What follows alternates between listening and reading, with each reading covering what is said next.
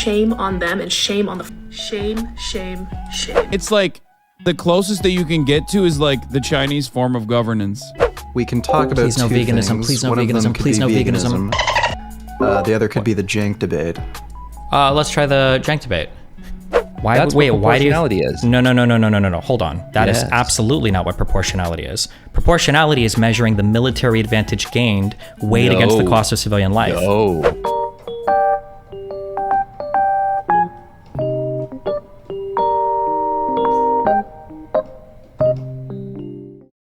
You got me up right now. You got me up that they thought this was okay. This is their newest campaign, by the way. Does it remind you of something? The literal genocide that is going on right now? Newest campaign, by the way. Hold on. Zara's latest campaign features bodies wrapped in a white cloth/bag amongst rocks and rubbles, analogous to the images coming out of Gaza. You got me up right now. You got me up that they thought that this was okay. This is their newest campaign, by the way. Does it remind you of something? The literal genocide that is going on right now? This is so incredibly insensitive and so incredibly up on so many levels. And don't forget that in 2021, that's the first time that I ever heard about Zara, by the way, was because of this. Zara's head designer, Vanessa Perelman, openly shared Islamophobic and anti-Palestinian statements online. In those messages, she said, maybe if your people were educated, then they wouldn't blow up the hospitals and schools that Israel helped to pay for in Gaza. The people in my industry know the truth about Israel and Palestine, and I will never stop defending Israel, and people like you come and go in the end. Israelis don't teach children to hate nor throw stones at soldiers as your people do. The past 75 years of Is this girl's person? Are they Palestinian or supposed to be? Or I have trouble keeping track of the identities sometimes. She is, right? Oh, Lebanese painter. Never mind, okay. Just a wokey. It's just a white woman. True. violence. Wait, hold on. I got an unhinged email.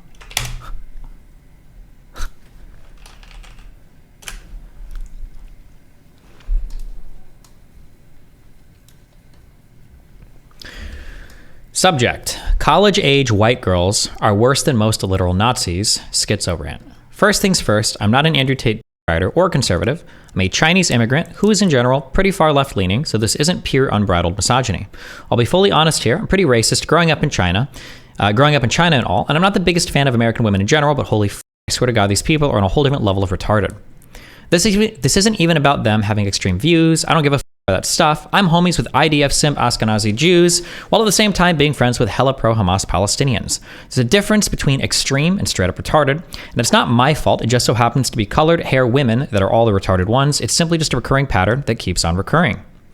I have rather pleasant convos and debates with straight up KKK members from the Deep South online and straight up Nazis and alt-righters rather frequently online when I challenge their beliefs.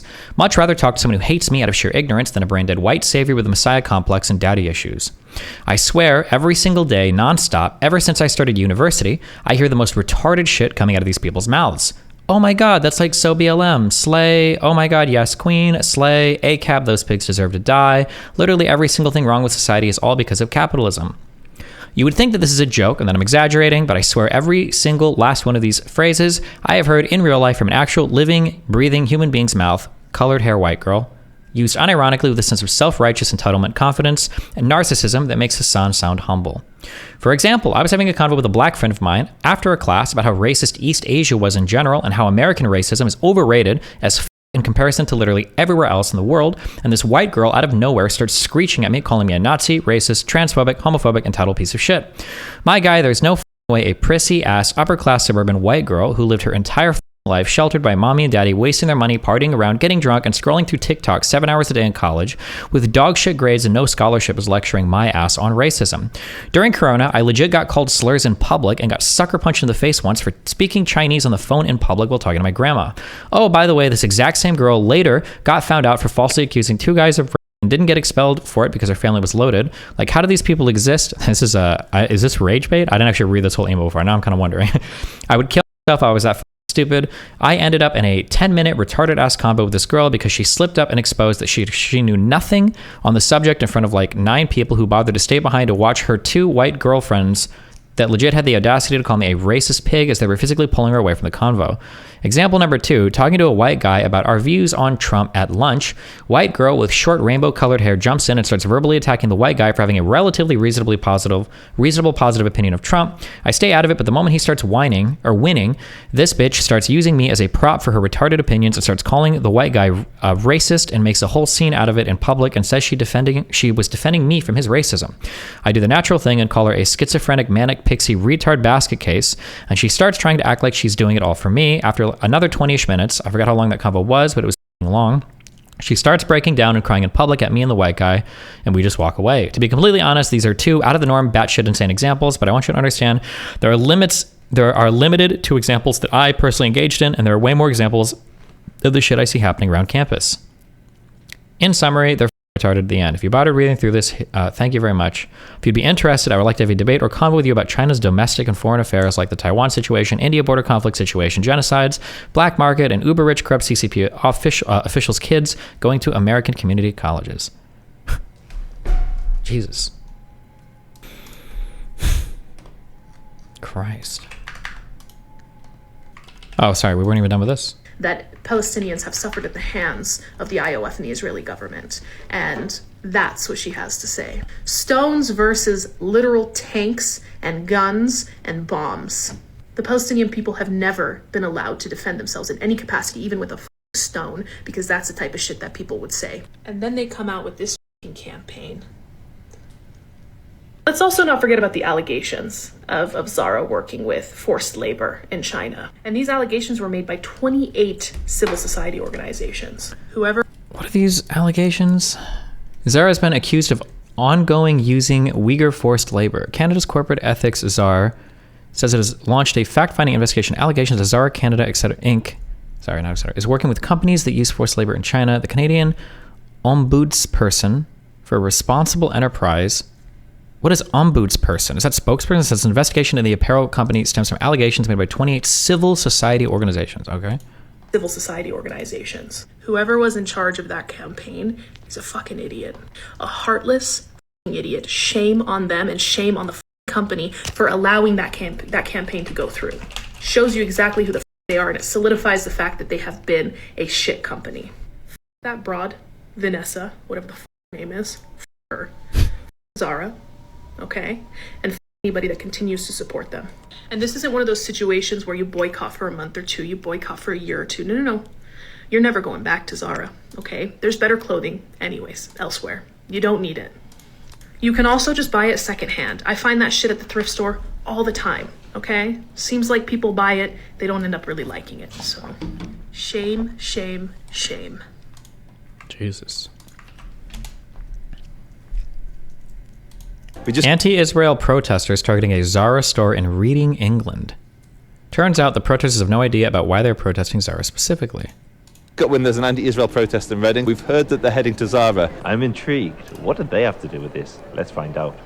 Genocide! Zara, you support the genocide! So I'll tell you in a minute why they're supposed to be protesting Zara. Okay, wait. If it's over the Uyghur shit, don't most of these people think that the Uyghur genocide is fake anyway? I'm so curious what they actually think about it. Oh, Reading is pronounced Reading? Or whatever. Spell your shit right, guys. But let's ask them why they think they are. Can someone explain why we're protesting Zara, please? Anyone? Innocent kids are dying! But what's that got to do with Zara? You guys are funding them. Zara's funding them. Sorry, you just said Zara's funding. Yeah. Zara says something disgusting about Palestine.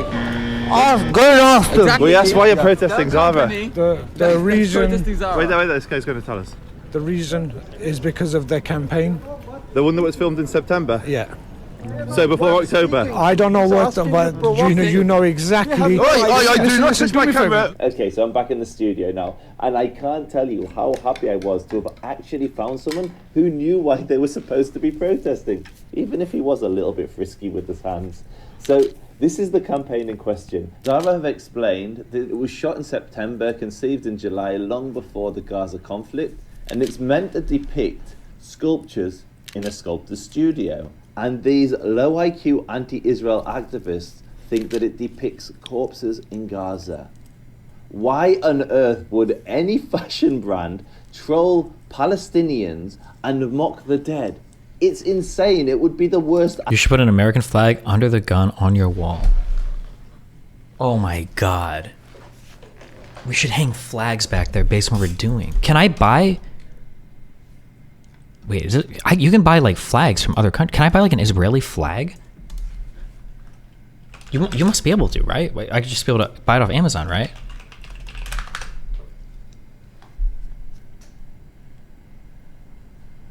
Bro, I should have flag... Oh my God, this is such a great idea. Advertising campaign in How is there still a minute left on this these video? Low IQ fools genuinely believe that's what Zara's doing. Actually, I tell a lie. Half of them didn't know why they were there. These protesters were so clueless. I can't stress how ignorant they were. Take this wee lass. She'd painted the wrong flag on her face, didn't know why she was protesting the brand, and yet there she is screaming at the top of her voice like she's some sort of moral authority. Can someone tell me why we're boycotting Starbucks? Get lost. They put a camera on me, bro. Wait. This protest was the perfect example of anti-Israel activism. Most of them had no idea why they were there. They were just going along To be fair, this is like all activists marching and shit, right? Like with the chance. And the leaders, they knew why they were there. And the reason they were there was absolutely bonkers. It's funny because, like, I guess not having a direct democratic process creates an environment where you unironically literally have to pay attention to what the discontent from the citizenry looks like, because they don't have like the neutering impact of like feeling like your voices matter every couple of years or whatever. I mean, I guess they did have some semblance of like elections, like an electoral process, but like ultimately, because they didn't have that, there were revolts. So you have to pay attention to it, because if people are genuinely frustrated... Why do you think most people consider the Iraq invasion a mistake, such as horrible as it was? From my understanding, Saddam Hussein was a really bad dude. Most people seem to think our invasion was just for oil, but if that video has any merit, that doesn't seem to be the case. Someday I'll look into this more, because I keep saying, I don't know why we invaded Iraq the second time. The reason why it was a mistake, though, is because it seems to be that we went under false pretense, or unjustified pretense. The WMD stuff that didn't really seem to materialize in the way we thought it would, or they claimed it was going to. That was the big issue, is invading under false pretense that was advertised to us. Yeah. Saddam Hussein was obviously a bad dude. And then even the biggest mistake with the invasion of Iraq wasn't actually the invasion of Iraq and the deposition of Saddam Hussein. It was the nation building adventure we went on for the next 2 decades with Iraq and Afghanistan. That was like the huge blight on our Middle Eastern record. But then that's also hard too, because it's like, well, you know, with Libya and Gaddafi, I think we killed him. We didn't kill him. We shit up and then he got killed, and then we just bounced, and Libya like fell into disarray afterwards. So yeah, I don't know. Rebuilding countries is hard work. All right, need a lot of Lego pieces for that. There were revolts, so you have to pay attention to it, because if people are genuinely frustrated and they're not happy, then they just revolt, in which case it's entirely unavoidable. Like, then you're totally so in a weird way, the lack of like modern democratic process that you that we look at and enjoy and celebrate is almost neutering that old way of forcing everyone to actually try to pay attention, so there isn't like a built up resentment that causes actual systemic collapse. Modern representative bourgeois democracy is the ideal form for capitalism because it tricks the masses into thinking they have any control over the government.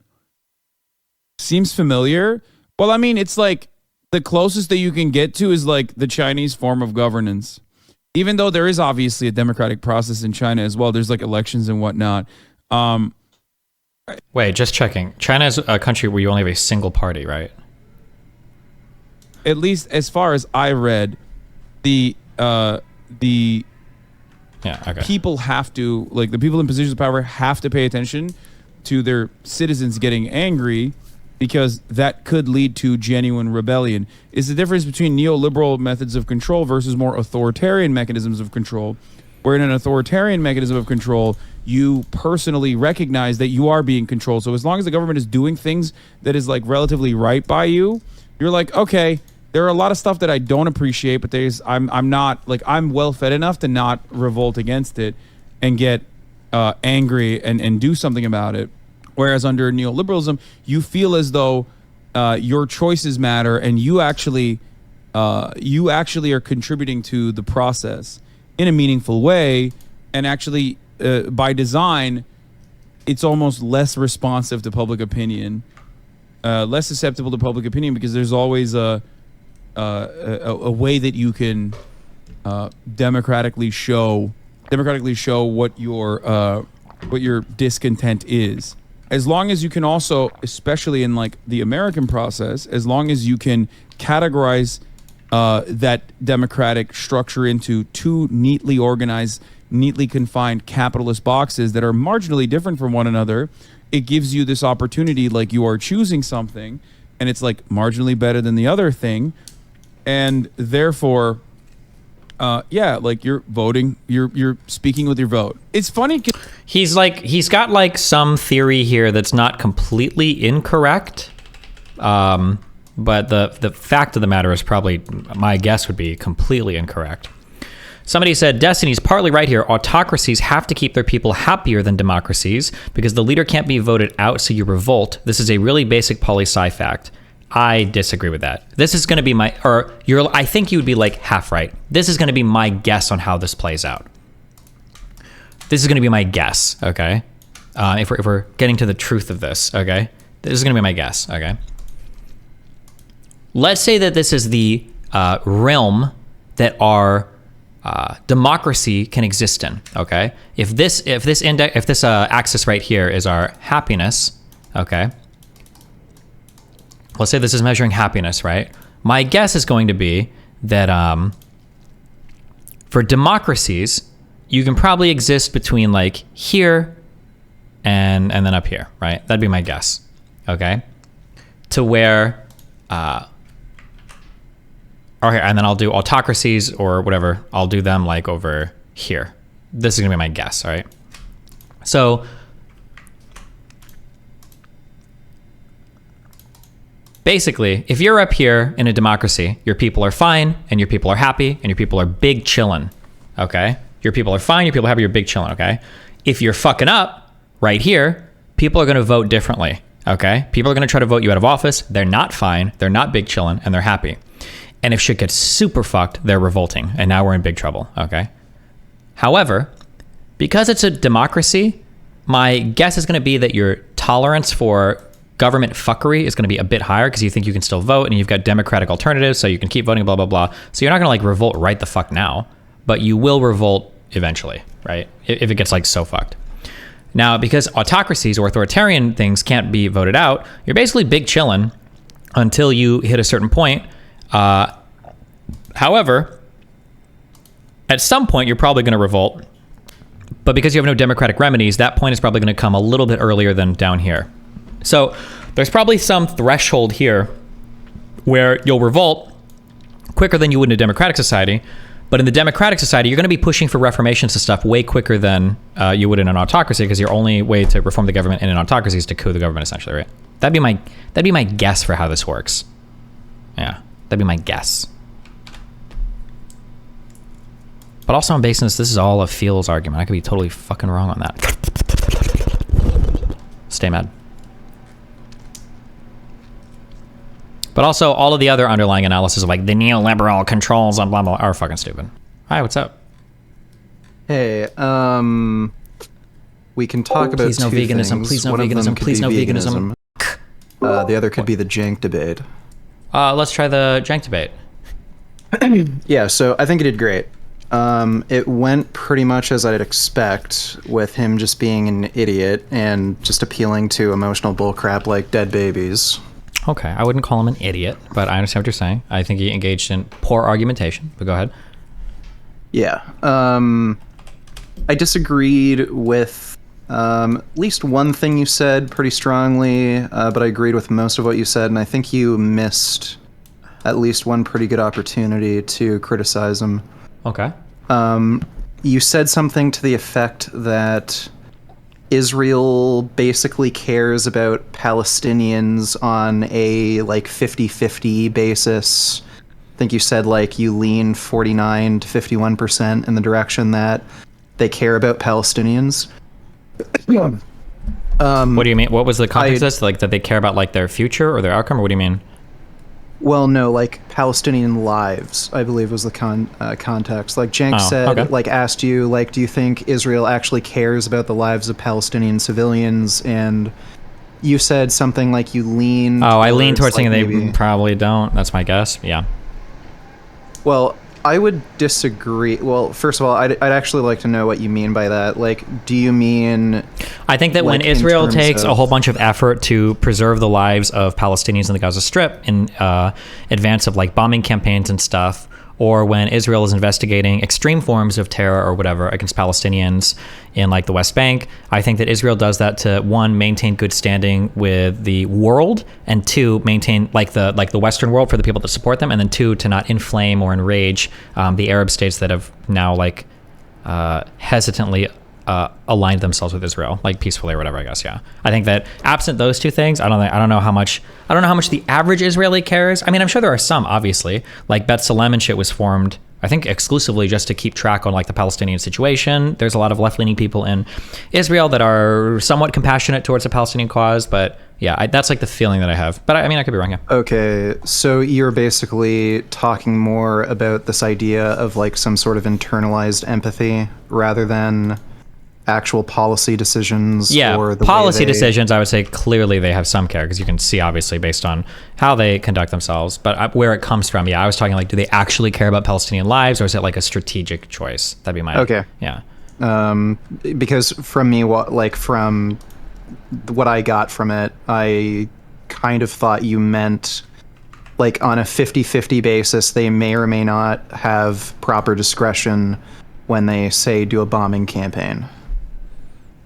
Yeah, no, I feel like the discretion is pretty good, but I also don't know 100%. It's hard to like measure that. Like, it's possible that an evaluation comes out that goes over internal military records and like, actually the considerations they're making are woefully inadequate. That could be the case. Or there could be an analysis that says, actually, they probably do it about an appropriate amount of evaluation. There's just not much more they could do to limit deaths here and still be mission effective. That could be the case. It would be dishonest to me to say I know one way or another, because I don't have access to any of their military evaluations. You can't know one way or another, and like, especially with the state of politics in the region, I think you can like almost guarantee that you could probably find some cases of them lacking discretion. But considering that, again, they're beholden to the international community, they're a democratic society, like the idea that, oh, well, they could just in general be indiscriminately bombing civilians, knowing full well that there aren't valid military targets there, like that idea is pretty ridiculous. Yeah, I definitely agree with that. But like, I agree that they don't indiscriminately bomb, but like, how do Israelis feel about Palestinians? That's a hard one, especially people in the IDF, especially people in military combat, right? When people when you look at those three people that came out with their shirts off that were waving a flag around, there's two really important questions that I bet pop up in Palestinian minds. One is, well, okay, you were willing to shoot these people that came out like completely, obviously not carrying military weapons or anything, and you shot them and killed them anyways. So like, has that been happening to us? And you know, like, do they do that to us a ton? And then the second question is probably like, let's say that the same event had happened, but they weren't hostages. Would we even be hearing about that? Would that even be reported? Right? Those two things kind of tie into each other, but yeah. So I've looked into that story a bit. Apparently, when they came out of hiding, or when they ran in towards the IDF soldiers, they were only like tens of meters away. So they might have been like 20, 25 meters away, pretty close. So it seems like it was probably a irrational split reaction that somebody had. And apparently the third hostage was running away, and there was an order called to cease fire. And then somebody shot another burst as that order was being called out. Uh-huh. So, and I had a friend that I used to play Call of Duty with, who is a Marine who served in Fallujah, and he told me about like issues with shooting civilians. If you're in an area where you tell civilians to evacuate, and there's a reasonable expectation that pretty much all civilians are going to be evacuated, and you're mostly going to be dealing with insurgents, you have a tendency to just shoot anything that moves. Well, I understand what you're saying there, and I think that this was the case in Fallujah, especially, that you would end up with insurgents that were operating among civilian populations, civilians that would approach you fully clothed with bombs hidden under clothes. My understanding is, and I could be wrong because I'm not watching every single story that comes out, I don't think that's happening very much in this current incursion. Like, I've heard of Hamas. I haven't heard anything. Yeah, I've heard of Hamas like firing rockets from civilian areas, but in terms of like dressing up as civilians to get close to the IDF to suicide bomb, I haven't heard that ever happening. Number one, and then number two, the thing that you said about the reasonable expectation that civilians should be cleared out. Obviously, that's not the case in northern Gaza. So there is like the expectation that like there are a lot of civilians that still remain here. They aren't all combatants, right? Even the majority probably aren't combatants, right? Yeah. I know, but when you talk about something like that, I thought in the debate you were a little too lenient to that sort of, or too sympathetic to that idea that the IDF is just indiscriminately killing civilians. Like, oh, look, they even killed their own hostages. I'm not sympathetic towards that idea. I think I pushed back a lot on the indiscriminate bombing. I think with a lot of pretty good arguments against it. But with the bombing, yes. Yeah, but the hostage thing, that was a fuck up, and I think it's important to acknowledge when your side makes mistakes so that you don't come across as unhinged. Well, yeah. Yeah, like I think that my strongest moments in that conversation were anytime Cenk would ask me what I think should happen, when I start explaining stuff, every time I'm critical of Israel, or I say Israel should do this and the rest of the world should do this, he's like nodding and agreeing, but as soon as I say anything that the Palestinians should do, he lost his mind. He's like, no, that's fucking horrible, blah, blah, blah. And I think being willing to like acknowledge mistakes on both sides, or being willing to acknowledge a mistake when it happens, I think lends a lot more credibility when you criticize the other side, in my opinion. Well, yeah. Again, I'm not saying it wasn't a mistake. It obviously was. But when you talk about an instance like that, you have to also look at the perspective from the soldier's side.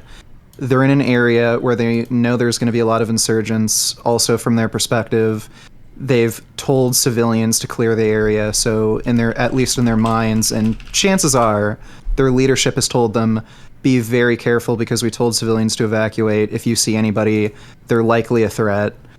There's no way that's being said here. I haven't heard that. I'd be hard pressed to imagine that's the case, but it's possible. It is possible. Yeah, I need more information, but sure. Sure. What I'm saying is, like, I wouldn't be so quick to be sympathetic to the idea that the IDF isn't being discriminate with killings, like at least with their ground operations. Sure, I've said as much. Begins. Are you saying ever, or in particular this operation? Well, that particular instance. Well, no, because before you said you don't believe that the IDF would be reckless with civilian lives, and you made it sound like. Well, I'm sure they have been before. Like again, I'm sure they have been before, but I haven't seen any evidence of like widespread. Allow me to elucidate you, my friend. Let's talk about three operations. Operation Cast Lead 2008 to 2009, Operation Pillar of Defense 2012, and Operation Protective Edge 2014. Let me also direct you to a report that you can read called Breaking the Silence, where you can read accounts from 60 different IDF members, only one of which is actually remorseful for any of their time in the IDF, that say explicitly that during those operations, in particular Protective Edge, that they were told, shoot everything, don't take a second to think, and then we can go through the civilian casualties through each of them, the methods and operations, and wait. Before you go on there, did they tell civilians to evacuate? They always do, to some degree or another. Right. Doesn't mean that they actually. Oh no, hold on. Telling someone to evacuate and giving substantial time. I'm glad you brought up Fallujah, by the way. You know how many weeks of fighting happened in Fallujah? Both times. How many? 10 total. 4 and 6. You know how many civilian casualties there were during each of those? How many? 600 each, so 1,200 total. You know how many people have died per week during this conflict? Well, are we talking about bombings included? Yep, because there were airstrikes in Fallujah. Circumstances are quite a bit different. Yeah, the circumstances are that the IDF has had no regard for the damage that they're going to do. And also, Stephen, where Cenk failed to push back on you was when we talk about indiscriminate bombing, you need to stop getting away with just pointing to the number of civilians dead. civilian infrastructure is protected too. One, no, it's not. Not if and they're two, a military target. Yeah. No, stop. What is a military target? Vegan Gains define that. How does the civilian infrastructure become a military target and go through the full spectrum of what has to be decided upon before you Yeah, sure. go for and So fire? if there's military equipment, if there's military personnel, if there's military bases You're missing a key inside. component. What?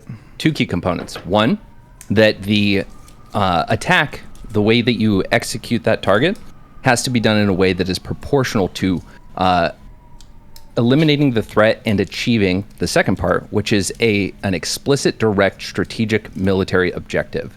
So you don't get to just say there's a grenade in the basement there, we get to bomb it. You don't get to say there just happens to be a Hamas person there, so we get to bomb it.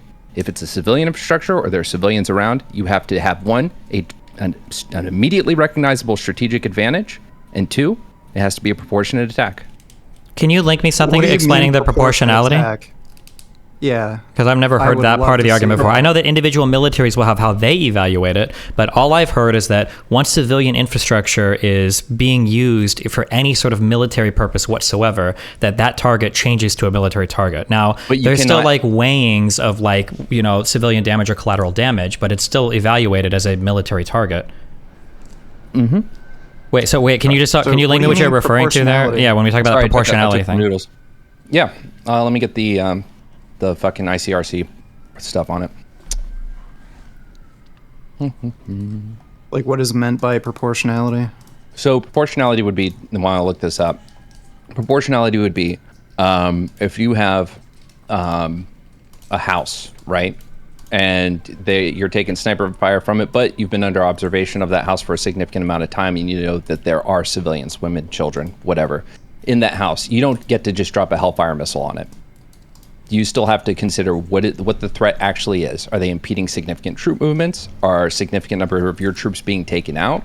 Or is it just kind of holding you back and there are other methods that you can either go around? Or is there a way you can attack that isn't dropping a Hellfire missile on it?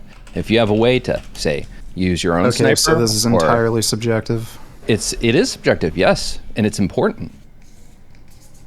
Right, so when the IDF sees a large cache of rockets in a building, and they know those rockets are going to be used to fire at Israel, and it costs Hamas about $1,000 per rocket to fire those rockets, and it costs about $50,000 for Israel to use the Iron Dome to intercept each one of those rockets, and there's, say, 100 rockets in the building. You don't get to do that you don't get to calculate that math into human life. That is not going to be done. Absolutely Yeah, you not. absolutely do. You absolutely do. Sauce, baby. You absolutely do. Bullshit. Shit ball. No, you don't. You don't. Sorry, so you're saying one human life is infinitely valuable? There's no I amount never of said that. What a expense? weird fucking pivot. So, when you take into that calculation, first of all, under the Geneva Convention, you cannot take the lives of soldiers and put the protection of those soldiers entirely over that of the civilians, even if they're the enemy civilians. 2, we're not talking about the Iron Dome. We're talking about how they have to go in and eliminate the threat. So the threat is there's a cache of rockets, right? Those rockets can be used, right? So you then have to evaluate the propensity for those rockets to be used anytime soon. You have to evaluate the propensity for those rockets to be fired in a way that is going to impact the conflict you're in. And you have to evaluate whether or not there is a different method of attack on that cache of weapons than one that will do maximum civilian and infrastructure damage. So you don't get to just bomb it. If there's another way you can go about doing it, I totally disagree with you. you're wrong. You can say you disagree. Yeah, so what you're basically saying is Hamas essentially has free reign to use civilian infrastructure. No, that's not what I'm saying. And anytime, yeah, that's essentially what you're saying. No. And then when Israel goes in and actually invades, you're gonna fucking complain Did I about say how you can't attack any civilian infrastructure? Did I say that? Did those words come out of my mouth? you didn't say that, but you're basically fucking suggesting that. No, I'm suggesting that war's a little more fucking complicated than this stupid shit you keep saying. Okay, wait, so then here's a question then. Can we think of an attack that Israel has launched that wasn't taking this into consideration? Yeah, sure. Do you want to go through the Goldstone report? No, for the current objectives right now for the Gaza stuff. Yeah, I'm saying the fact that that Gaza City is uninhabitable right now. Yes, I'd say absolutely. Wait, so you think that the current attacks on Gaza City, you without any of the information available on the Israeli side, you think that you can make the calculation that their attacks right now are too dramatic without knowing how they've identified targets, what might be stored in what areas, like how many civilians they even know are present? Because again, it has to be immediate strategic advantage. Yeah, but how are you evaluating the strategic advantage? Because you don't get to, again, massacre civilians and civilian... Wait, hold on. To be clear, you do get to, quote-unquote, massacre civilians. You just have to do a proportionality calculation. I'm just wondering, how can you do the proportionality calculation? So, real quick, when the reports come out next year or two about this, and I'm vindicated, as I will be, are you just going to say, well, you had no information to go off of, you were just going off of vibes? And correct. Whether you're right or wrong in the future, you're wrong now. That would be my argument, yeah. No, see, I'm going off of historical context of Israel's operations and what we have found out in previous operations. And I'm saying that same stuff is being applied here. And there is no justification whatsoever for 30,000 embedded Hamas fighters, the attempt to eradicate them, which goes against a ton of military doctrine to approach it this way.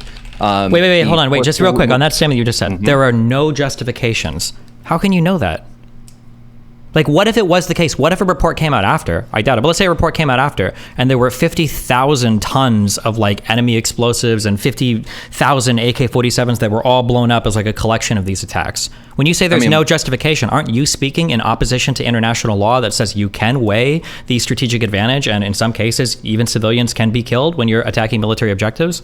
Yeah, like, again... Wait, I want to hear... wait, what's the answer to that? Because that could be the case, right? Isn't that possible? No, it's not whether or not the stuff exists. It's whether or not it is actually in the moment of destruction posing a threat or is needed to destroy for an advantage. Yes, but I'm saying, like, couldn't those weapons exist? Hold on, because you're forgetting again the part. I'm not forgetting anything. You're not answering the question. No, I'm not. I'm not avoiding the question. I'm saying your question doesn't account for civilians and civilian infrastructure. No, I am accounting for that. You're not accounting for military targets. That there could, in fact, couldn't there be enough military targets or weapons, like, present in these civilian areas that are justifying the attacks? No, absolutely not. How can you know that? How do you know that? Okay, so first of all, if you're talking about enemy fighters, again, if you look at the amount of... Wait, why are you saying this? We know that it's not just enemy fighters. It's ammunition, it's weapons, it's command and control. Like, it's all sorts of these things. You think the entire city of Gaza was a weapons cache? The entire city of Gaza, half the city of Gaza hasn't been destroyed. I want you to make a guess. How much of Gaza City do you think was a weapons cache? I truly don't know. And you've said before in previous debates with me that you don't believe that a single grenade in the bottom of a basement is a justification to blow up the building. So I'm asking you, how much do you think there was a significant number of munitions in all the buildings destroyed? And how many do you think had... I don't know which buildings are... I don't know how many buildings have been destroyed. Well, again, from what, month and a half ago now? I don't know how long we've been debating this. Yeah. It was 45% damaged or destroyed. Now, why do you keep citing the same number? You can make the point because I haven't checked the updated shit. No, but like you keep saying 45% damage and destroyed. Damage could be like window broken. Yeah. Why do you keep citing the same number? Yeah. Have you? The groups have come out and said sorry, choking on a noodle. The groups have come out, the human rights groups, and have said Gaza is uninhabitable. Gaza cannot be returned to in the state it's in. So I think it stands to reason that, destroyed probably means a little more than just a broken window. Those same human rights groups also said that they had verified 1 million times that Al-Shifa hospital wasn't used by Hamas, and now we know that that's absolutely not true. So sure, I mean, I guess one false news report from the New York Times, and we have to discredit everything they say, right? No, but you're saying like random reports saying that something is uninhabitable. That's what you're doing when you say that, right? That's what you're doing. You're trying to say, well, you can't cite human rights groups. Okay, let me read very clearly from international law, okay? If, on the facts, something is clearly a military target, but civilians are present or in the vicinity, does that matter? The law should not be misunderstood to mean that civilians have absolute immunity from attack in all cases. They certainly have immunity from direct attack. However, military objectives do not stop military objectives, or do not stop being military objectives, just because civilians are present. The latter share the danger of being there. Care must be taken, as we know, to limit civilian collateral damage to the absolute minimum. For example, civilians working in a munitions, weapons, or aircraft factory run the risk of being there and are very much part of the legitimate military objective. The civilian driver of an oil tanker vehicle being used for military purposes, however, is only part of a legitimate objective while piloting the tanker. The same applies to workers when they are at home or outside the factory. They are protected against attack. A good commander must try to attack, blah, blah, blah. I'm just reading from the IC whatever here. I just don't understand how you can confidently say with 100... link, because you just said the sentence I need. Send me the link. Okay, this is like a slideshow. From the ICRC. I don't even know. This is for, I think, a law exam final, but here you go. Is that line about proportionality? Yeah, but the thing is that you claim that you 100% know that it's not proportional without even knowing what's there, which is impossible. Like, by the way, if you look at the expenses to defend against Hamas, like, it's just insurmountable. No other country would fucking accept those sorts of losses. Israel spent close to $600 million in the month of October and November alone using the Iron Dome to defend against Hamas rockets. Stephen, what other country would eat those losses? Do you still fight the idea that this is an illegal occupation? I don't even have a strong opinion on it, but do you think it is? Probably not. Do you lean one way or the other? What about you, Vegan Gains? I would say no. Okay, well, everything I read, but this comes from, discredited bodies such as the United Nations and the ICC and... Oh, yeah, the United Nations. Well, hold on, also, wait, we got to be super clear. When you say from the United Nations, are we talking about, like, a United Nations panel that was Security convened? Council versus Human Rights Council, right? It's whichever one, we've been through this.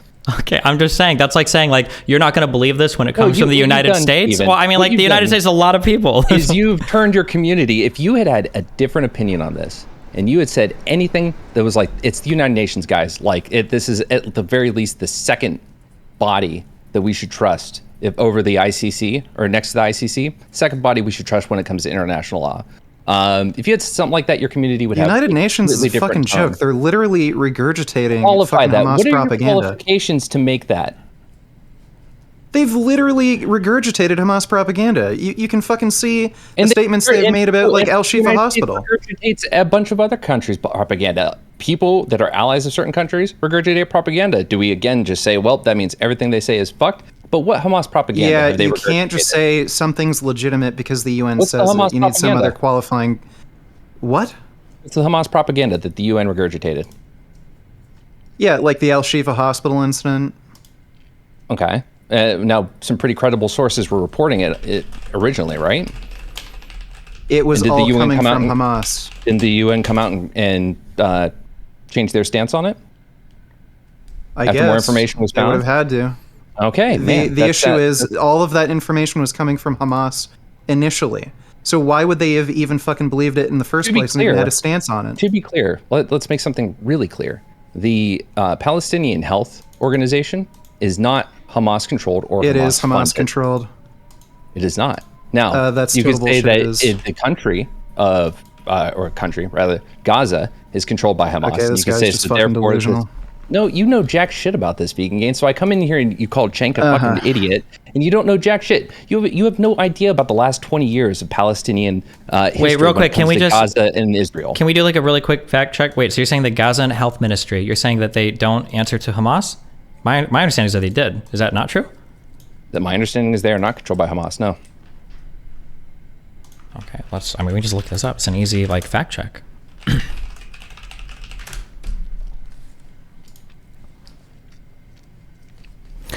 The Gaza Health Ministry is the government agency responsible for healthcare and medical services in the Gaza Strip of the Palestinian territories. It operates under the administration of the Hamas Authority that has run the territory since 2007. Do you think this is incorrect? I don't know. You don't know what the fuck you're talking about. You called fucking Cenk an idiot. This isn't the thing, buddy. This isn't the thing. You knew nothing about what I brought up at the beginning of this. You know nothing about the military history, and you had the audacity to come in and say they've never done anything. That's right. Shitty. I never said that. Nice hold on. Yeah, nice straw man. So what do you have to say about the fucking Hamas Health Authority now, dipshit?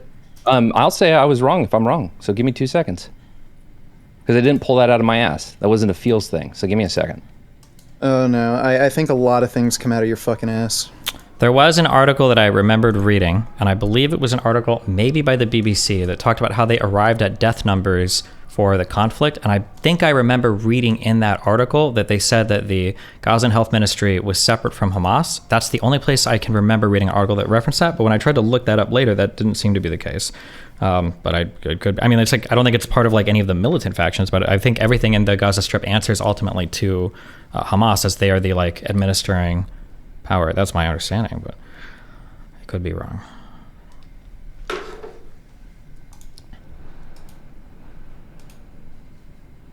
Yeah, so the only other thing in the Cenk debate that I wanted to mention was the. I think you missed that he basically said Hamas was defending themselves on October 7th. At an hour 50 minutes in, he seemed to have slipped that accidentally. That claiming what that happened? the October 7th attack was self-defense from Hamas. It seems like he said the quiet part out loud, or he might have said that accidentally. Sure. I mean, like the justification there is going to be that the Palestinian people are defending themselves from the aggression by Israel. Yeah, you're using a broader sense of violence here, but that would be the argument for that. Well, I think that's fucked up and insane. I think you could have...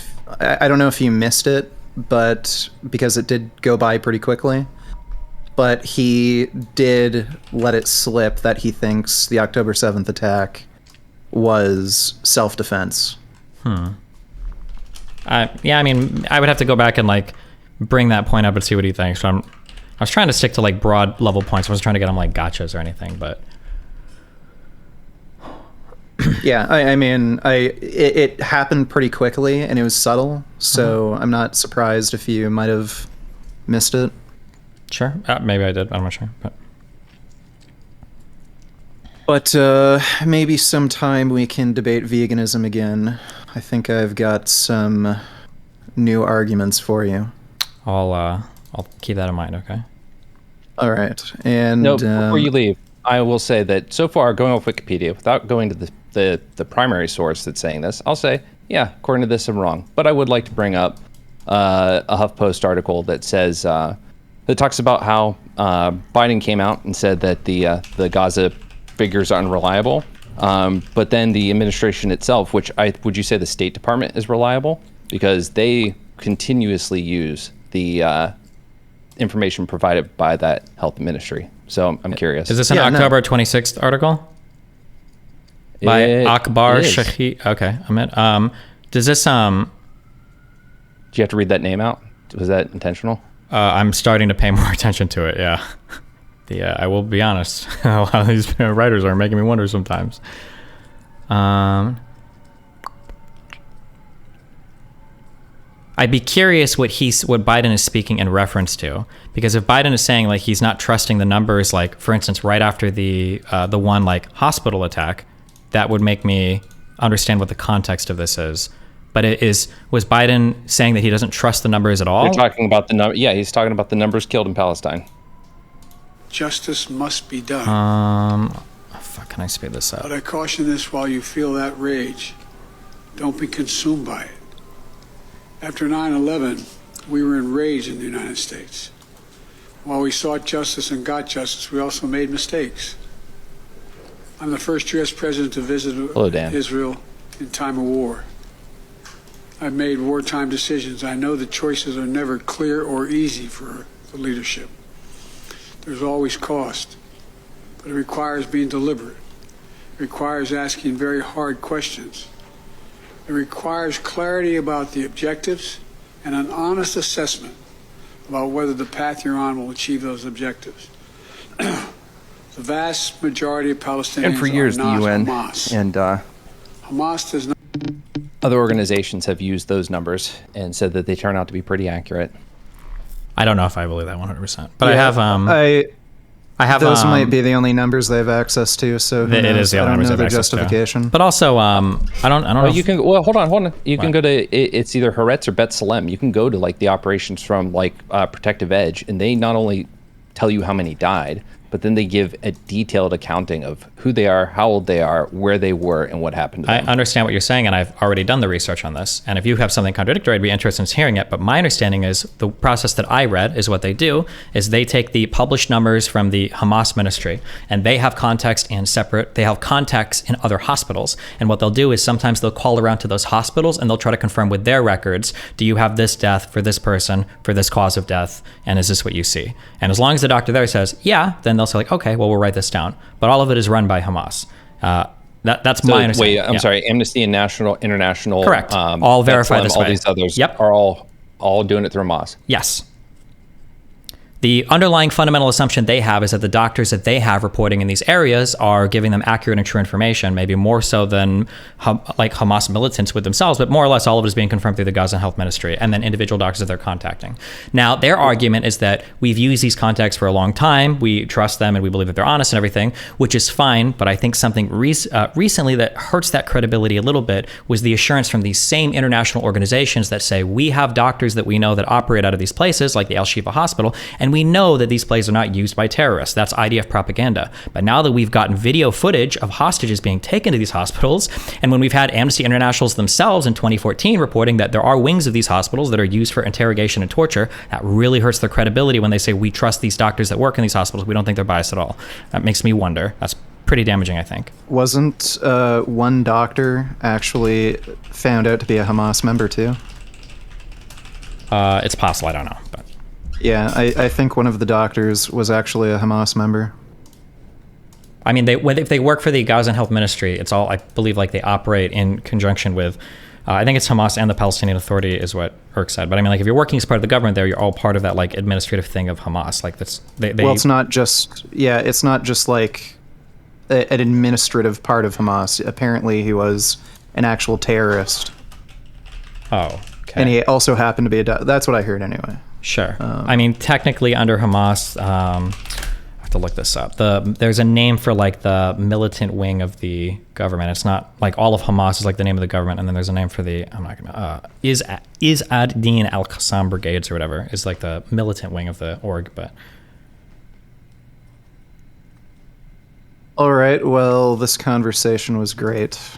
Yeah, let me know when you ever want to read up and do a debate. Well, I'm trying to find this proportionality thing. Like, I don't understand how we can know for a fact that these attacks are all disproportionate. I can't think of a single one that seemed like this was clearly disproportionate. I'll talk to you about it offline, because I don't think we can have this conversation online. All right. Well, take care. Nice You too, chatting. buddy. I love you, Vegan Games.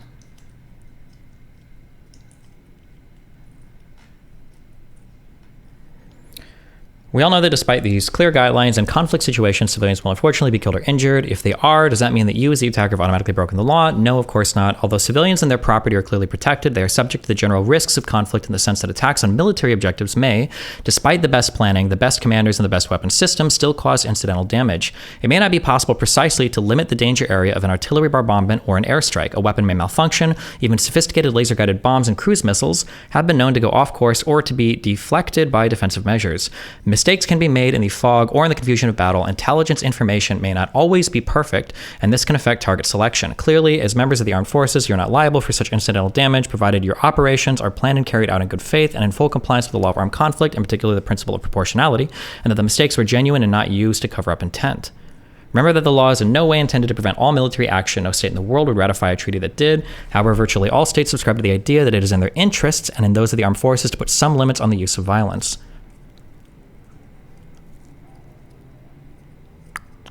Yeah, I don't know. I just feel like I would need access to more information to say if something's clearly wrong or clearly right, because I don't know how the evaluations right now are being made on the Israeli side.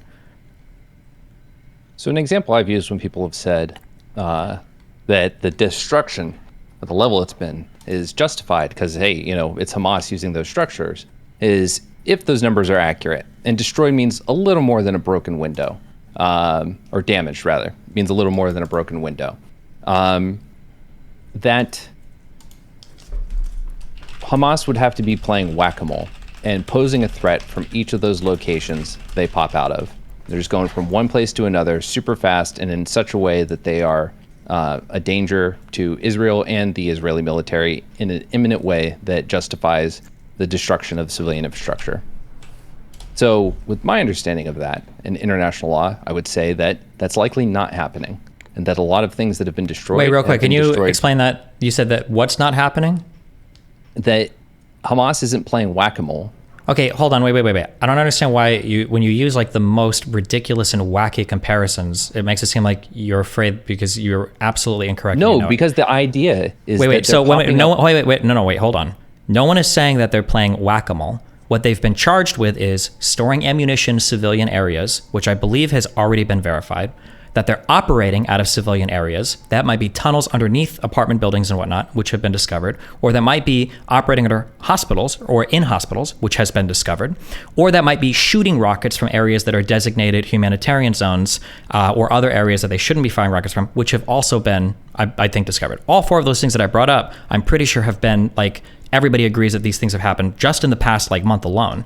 So I don't know why we summarize this as, well, are they playing whack-a-mole? Well, no, but they hide things in and operate out of civilian areas, like, pretty openly, and everybody's seen this and nobody's even disputing this.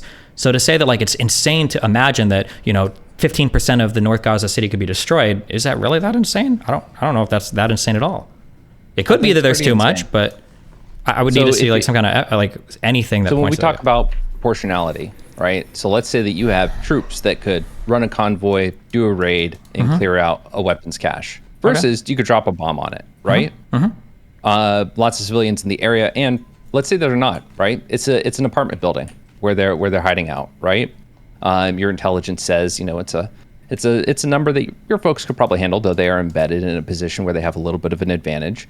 Do you get to drop the JDAM on them, or do you get to send in the troops? Which one do you think is the proportional response to a weapons cache? Actually, yeah, take the Hamas fighters out. We're just talking weapons cache. We'll keep it real simple. It would probably depend on the military advantage that you feel like you can secure. So if it's like a weapons cache that could power the entire military, for a day, and there's like 20 civilians inside, I imagine you'd probably get the clear ahead to blow that up. No, you would send in the troops. If you can go get troops to go ahead and clear out that cache, you do it that way. Why That's do you? what proportionality is. No. Hold on. That is absolutely not what proportionality is. Proportionality is measuring the military advantage gained weighed against the cost of civilian life. No. Proportionality is measuring the damage that you're going to do in your method of executing a target. Yeah, but it's the damage weighed against the military advantage. Right. So I'm saying you have no intelligence that there are a significant number of fighters guarding this cache. You just know that there don't have to be a significant number of fighters. The fact that there's ammo or weapons or something in there makes it a military target. Now you just have to assess the civilian loss of life. Yes, and so the lesser life loss and the lesser... Also, you have to assess infrastructure. You can't just destroy the building if there are other ways to go about it. It's a military target. Too. No, not once it's become a military target. No, it's not. It's a military target at that point. It is a military target, but you still cannot just destroy. Again, if you have another method. What can you show me saying that you have to use another method, or it has to be the absolute minimal amount of force used? Sure. Hold on. Okay, I'd be curious. I'm reading this ICJ. It's like a slideshow for a law class, and I don't see that anywhere. It seems like what you have to do is you just have to calculate like military advantage versus civilian costs and try to minimize civilian deaths as much as possible. But you don't have to use the absolute minimum amount of force every single time when there are civilians around. I've never seen that anywhere.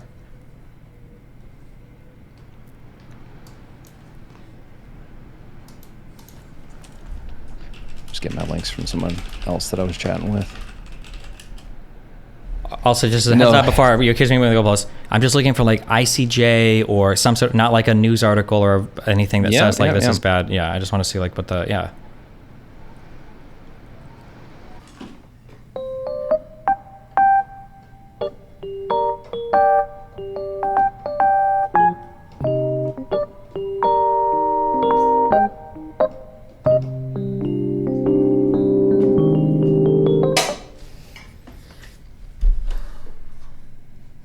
I think he has an article and he's trying to find the reference in the article to the ICJ. That's my guess. My guess is he's searching through that right now.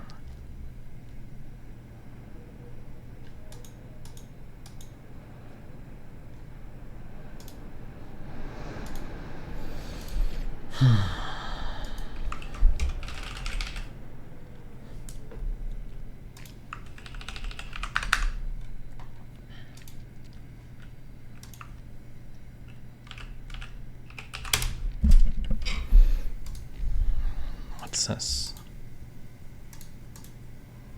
They were like, 10 mil, and we're gonna stop this. And I was like, I'm good on that. My response is that I told my lawyer that I wouldn't do it for $1. If I had to pay $1, right, I still wouldn't accept it. That was the official response, and they knew that. Hello? I don't They're know. like- I don't know enough about how these types of court cases work, but it could be that maybe Adept was actually asking for 10 million, or maybe for these types of cases, you just enter in like a crazy ask initially before the court case starts. That could be the case. I don't know. So, like for instance, I think with defamation cases, I think you open those with you just put like an arbitrary number, like $50 million is what I'm asking for, and then when you actually go to court, then the jury awards like whatever. But I could be wrong. I don't know. That was a settle amount that was asked, not for the case. Okay, I don't know.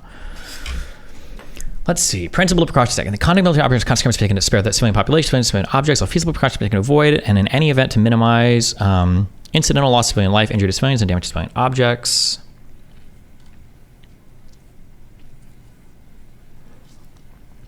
State practice establishes the rule, customary non-international conflicts, international conflicts.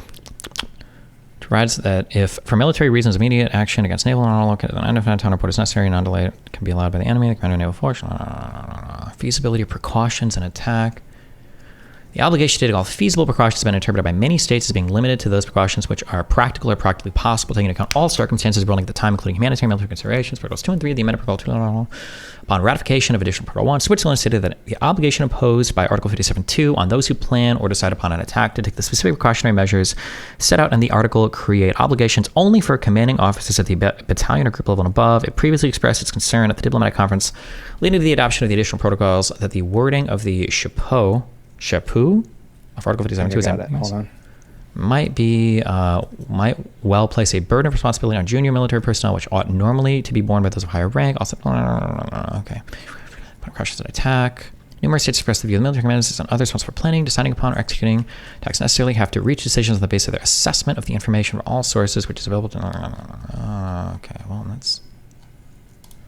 Proportionality of attack. Launching attack should be expected to cause incidental loss of civilian life, injuries, civilians, damage to civilian objects, or a combination thereof, which would be excessive in relation to the concrete direct military advantage. Okay. Summary. State practices establishes this rule as a norm of customary international law.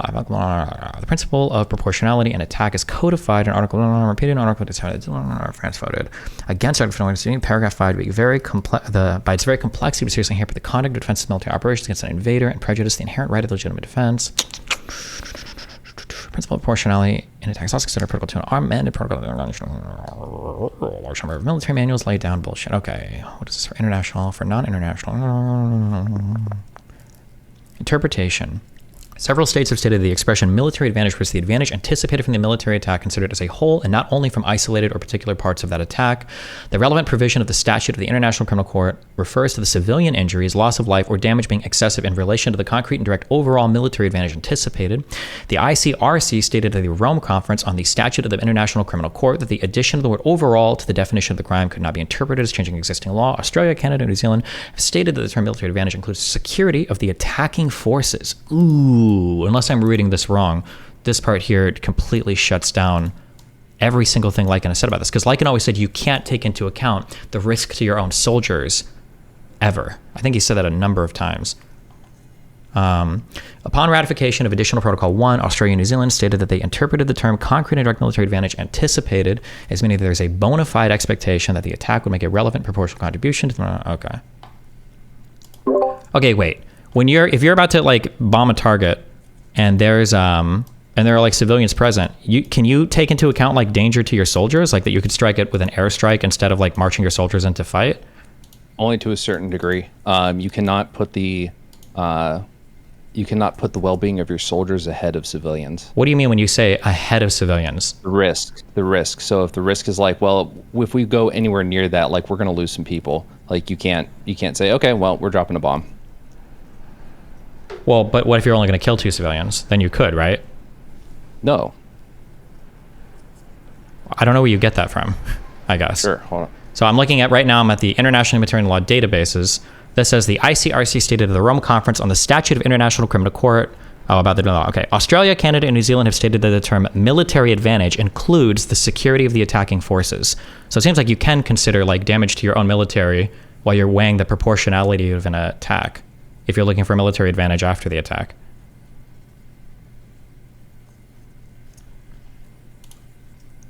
one source at a time.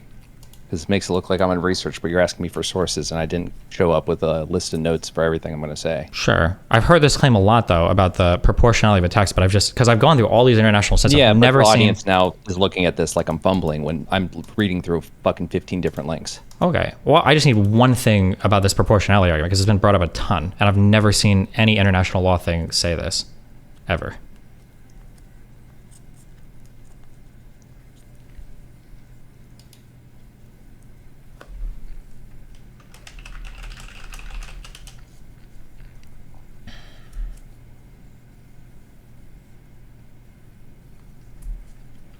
Destiny, why would deaths be considered but not casualties? Strikes that cause injuries, well, I'm pretty sure those would be considered too, right?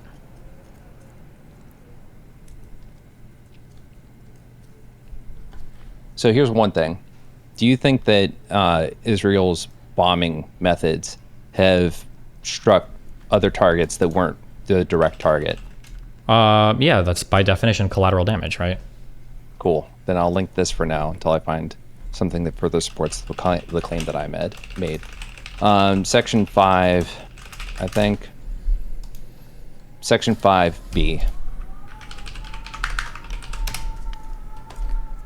Okay, Section 5B. Among others, the following types of attacks are considered as indiscriminate.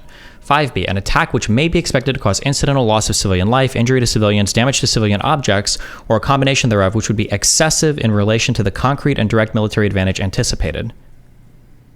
Okay, what is this supposed to demonstrate? Do you think that, would you give a percentage? How many of the attacks that have destroyed other infrastructure than what's being attacked, how many would you, if you had to guess, do you think we're in consideration of this rule of war? But the answer is supposed to be 100% of them. Well, that's what it's supposed to be. I'm asking how many, looking at the destruction. And you keep saying, hold on, you keep misunderstanding this. You keep saying, looking at the destruction. We're making an argument of proportionality, not of zero allowed stuff. I don't know why you keep saying, look at the destruction. How many Israelis die a year to Hamas? This is a huge pivot. You say, we're asking. So you're talking about proportionality. You're talking about the danger of Hamas, right? And you're talking about them eradicating Hamas and attacking that threat. So proportionality is not measured in civilian deaths. They're measured in military advantages. That's what we're talking about when we look at the ICJ says. No. We're looking at the International Humanitarian Law database. Yes, we're talking about military advantage. Even this law of proportionality is talking about concrete overall military advantage. That's what's being said over and over again. Not have they killed more civilians than you've killed. You're not going to find that anywhere in international law. So when you say, again, looking at the destruction, well, I don't know the destruction. There's also tunnels underneath all of Gaza that are used for military purposes as well. I don't know how many tunnels have been destroyed versus how many apartments have been destroyed in areas that didn't call for it. I'm not sure, because I don't have access to. It could be the case that the evidence for weapons and ammo here is scant to non-existent, and I would say, well, these attacks are bad. It could be the case that that if there was a report that came out where the United States went in with God mode and analyzed every house, and they said, well, actually, in 99% of these houses, there was either State again what you think proportionality refers to. Proportionality means that whatever you're attacking, you need to have an overall military advantage for the type of attack that you're launching, and you need to consider that overall military advantage in first paragraph. First paragraph of what? What I just linked you.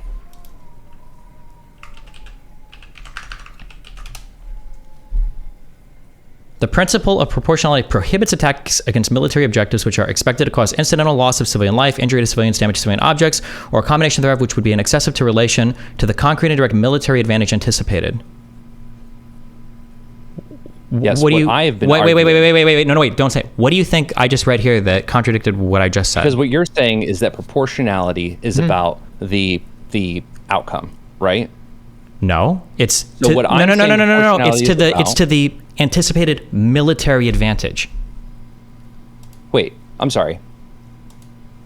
So you're arguing then that if it's only 2 civilians, but hey, we prevent 50,000 rockets from getting fired at us, we get to do that. That's what you're saying, right? Almost certainly, yes. I believe, yes.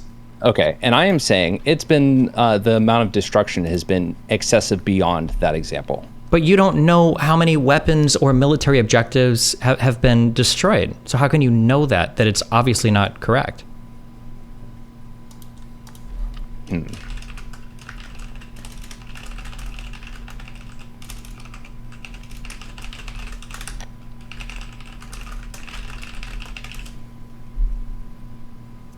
Like, for instance, do we agree that there are tunnels under almost all of Gaza that are used by Hamas? Do we agree with that? Yeah. Okay. Do we agree that Hamas is operated out of hospitals that were said to be civilian hospitals? Yes. Do we agree that Hamas has launched rockets from civilian areas and from humanitarian zones? Yes. Do we agree that Hamas has stored ammunition inside of civilian houses, like apartments and residential areas? Indubitably. And then, so if we agree with all of these things, I don't know how I can look at all that and go like, well, obviously they've blown up too many houses. Like, I don't know how I can say that. Yeah. Because, okay, it's about the advantage, right? And advantage is going to be evaluated on a case-by-case basis. And a lot of it's going to be done after the fact. Do you think... Wait. What do you mean after the fact? Can you explain what you mean by that? Because we're going to have to wait for a lot more dust to settle before groups can come in and gather information. Yeah, right? Possibly, yeah. And you know, a lot of that's going to depend on Israel's participation, I assume, because otherwise you're going to be very dubious. You'll find it very dubious, the reports that come out, I assume. Well, no, neither of us would. Previous ones.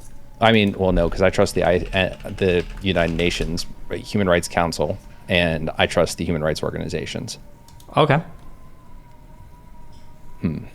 But what about it? So based on, well, see, here's what's frustrating me right now, is that we've gone down this road before, but I'm going to cite the UN Human Rights Council. I'm going to cite... That's fine. It's not fine, though, because I'm going to cite those organizations, and you're going to say, yes, well, they have a history of bias against Israel. I'm not saying any... Wait, just tell me what you're going to cite about them. I don't disagree with every single thing these organizations say.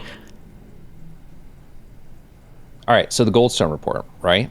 That goes through a litany of incidents directly in line with my claims, right?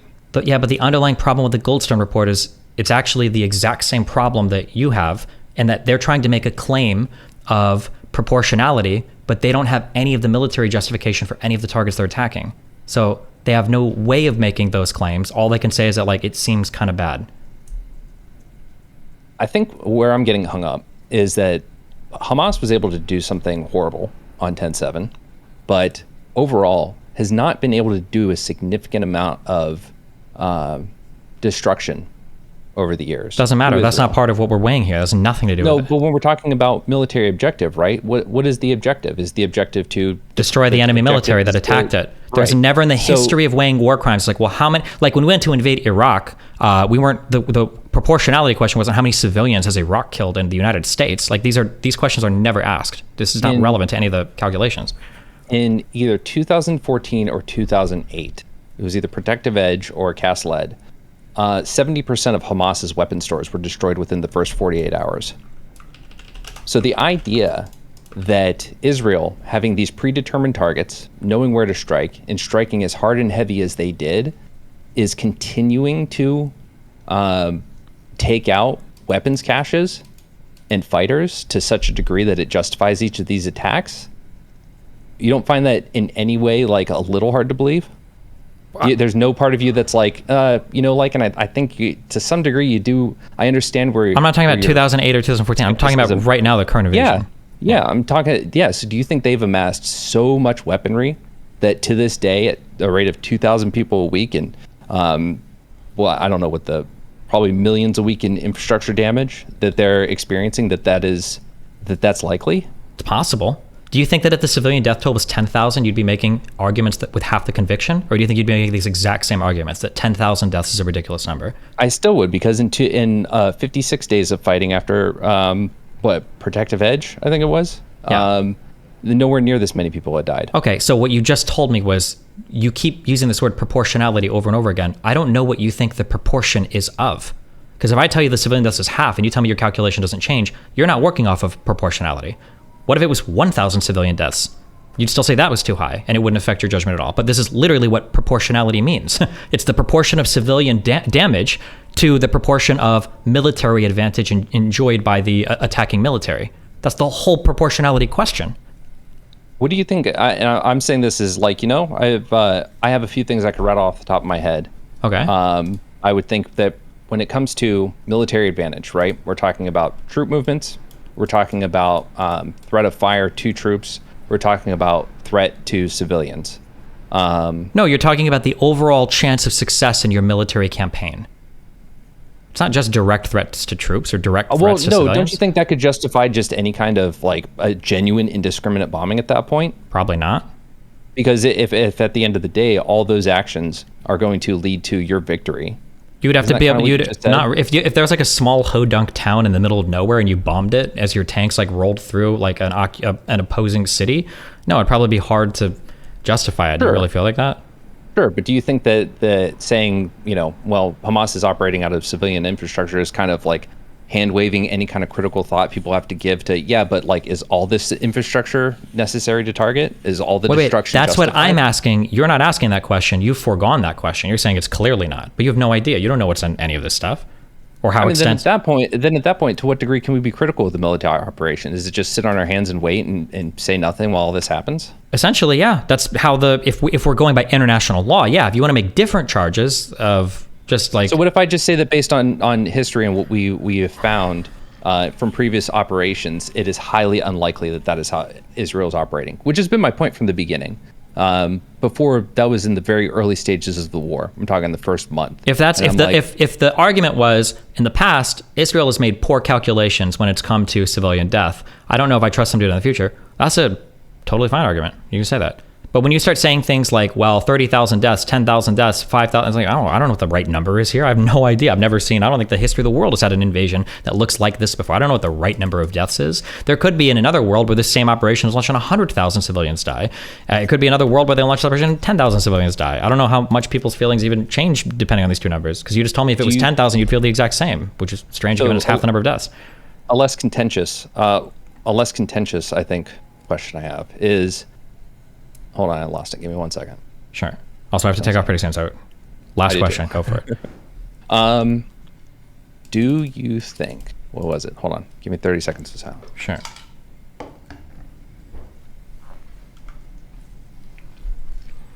Do you think that Israel is going to be able to achieve their military objective of eradicating Hamas?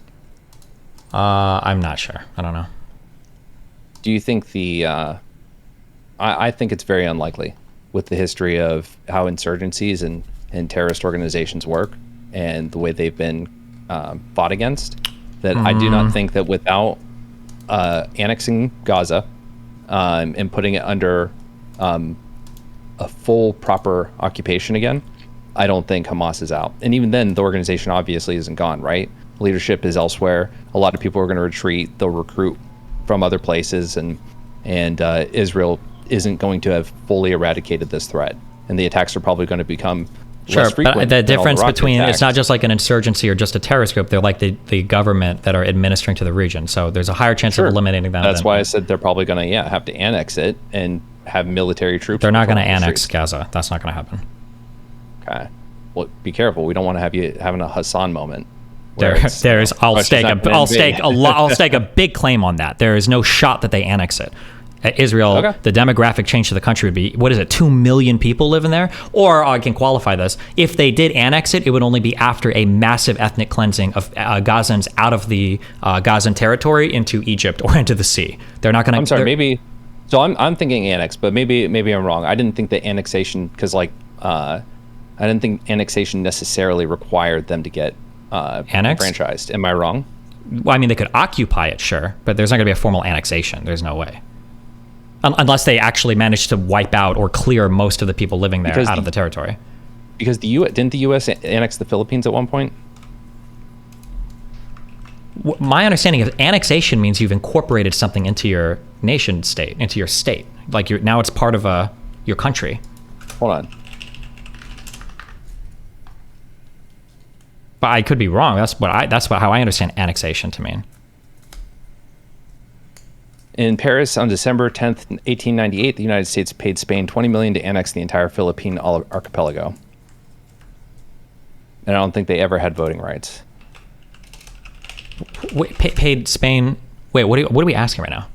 I'm asking if annexation necessarily means enfranchisement, enveloping them into a nation that does the annexation. Okay, wait. So the Philippines were annexed by the United States? U.S. annex Philippines. In Paris on December 10th, the United States paid...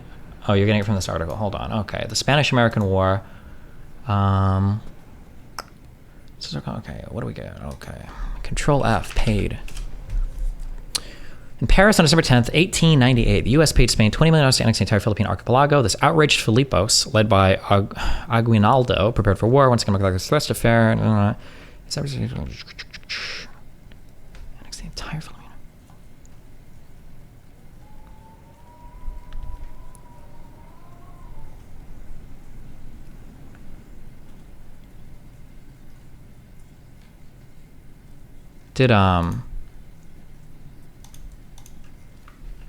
Did we release it afterwards, or what happened?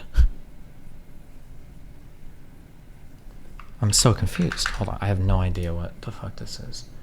Let's see. Philippines, Control F, United States.